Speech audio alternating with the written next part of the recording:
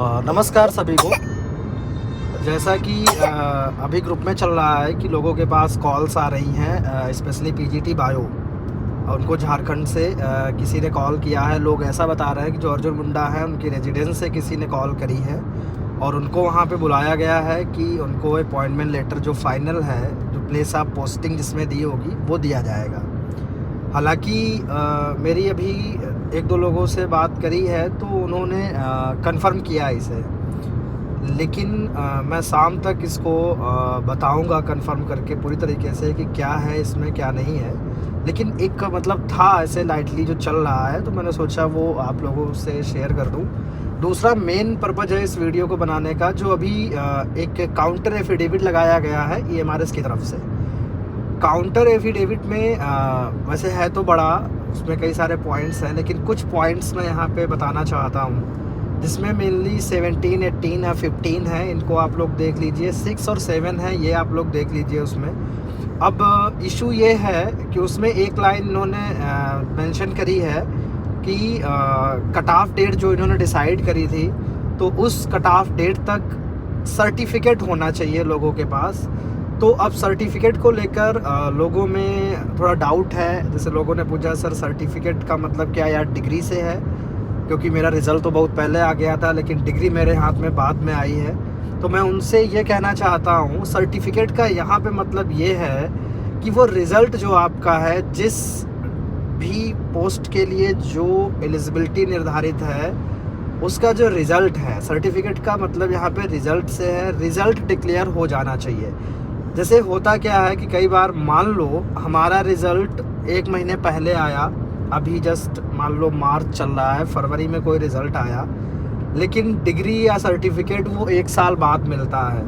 तो ये मतलब नहीं है कि अब जब वो डिग्री सर्टिफिकेट मिलेगा तब वो मतलब हम माने जाएंगे किसी भी पोस्ट या वैकेंसी के लिए एलिजिबल हम तभी हो जाएंगे जब हमारा रिज़ल्ट आ जाता है। तो उस वर्ड को लेकर जो सर्टिफिकेट उसमें लिखा है, उसको लेकर कोई भी टेंशन लेने की ज़रूरत नहीं है किसी को भी।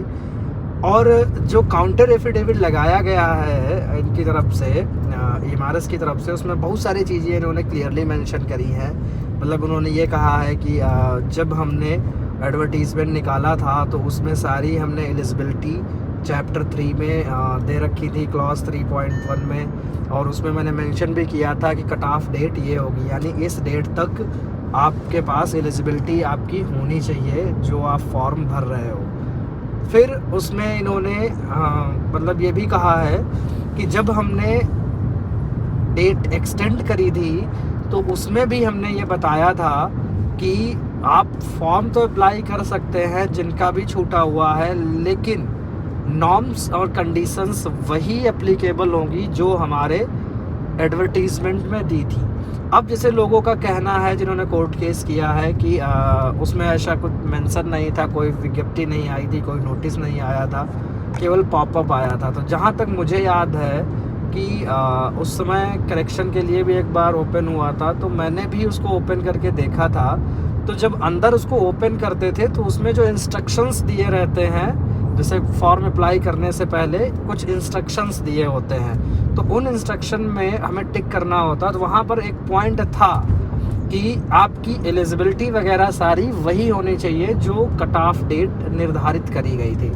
तो यहाँ पर वैसे बहुत लंबा ऑर्डर है, मतलब काउंटर एफिडेविट है जो इन्होंने अपने पॉइंट्स जो रखे हैं वहाँ पर। जैसे उन्होंने ये भी कहा है कि मैंने अपने एडवर्टीज़मेंट में ये भी मेंशन किया था कि किसी भी चीज़ को लेकर के पूरा जो डिसीज़न होगा फाइनल, वो EMRS का होगा। वो डिसाइड करेगी क्या करना क्या नहीं। और ये भी हकीकत भी है कि जैसे जो एम्प्लॉयर होता है, जो डिपार्टमेंट होता है, वो डिसाइड करता है कि वो किस डेट तक किसको लेना चाहता है, क्या वो एलिजिबिलिटी किस पोस्ट के लिए रखना चाहता है। तो उन्होंने क्लियरली ये चीज़ मेंशन करी। जैसे एक चीज़ और मेंशन होती है एडवर्टीज़मेंट में, आप लोगों ने देखा होगा कि उसमें लिखा होता है वैकेंसीज़ में इंक्रीज़ एंड डिक्रीज़। वैकेंसी घट बढ़ सकती हैं और कोई भी चीज़ होगी, मान लो अभी आपकी स्क्रूटनी नहीं करी जा रही है, फॉर्म अप्लाई आप कर रहे हो, DV के टाइम में किया जाएगा। अब लोगों का यहाँ पे कहना है कि मेरे पास तो DV भी हो गया और प्रोविज़नल अपॉइंटमेंट लेटर भी आ गया, तो इसको और मैं ये क्लियर करना चाहता हूँ कि जो प्रोविज़नल अपॉइंटमेंट लेटर आया है वो हर किसी को दिया है जिनका रिज़ल्ट में नाम था। इवन कई लोग ऐसे हैं जिन्होंने डीवी नहीं कराया, उनका भी अपॉइंटमेंट लेटर आया है। जैसे अभी मेरे पास एक कैंडिडेट का फ़ोन आया था कि सर मेरा भाई का डीवी नहीं हुआ था, उसका छूट गया था, कुछ आई थिंक प्रोग्राम था या कुछ था शादी वगैरह, या आई थिंक मतलब किसी वजह से वो डीवी में नहीं गया था, तो उसका भी प्रोविज़नल लेटर आया है। तो ये लेटर तो उन्होंने सबको दे दिया है।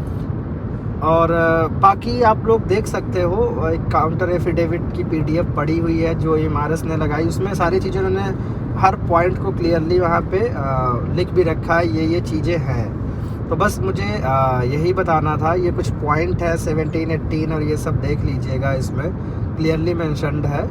बाकी जो न्यूज़ आज की आ रही है कि फाइनल ज्वाइनिंग से रिलेटेड जो झारखंड वालों का है, मैं उसको शाम तक मैं बिल्कुल कंफर्म करके बताऊंगा। ठीक है, मिलता हूँ नेक्स्ट वीडियो में।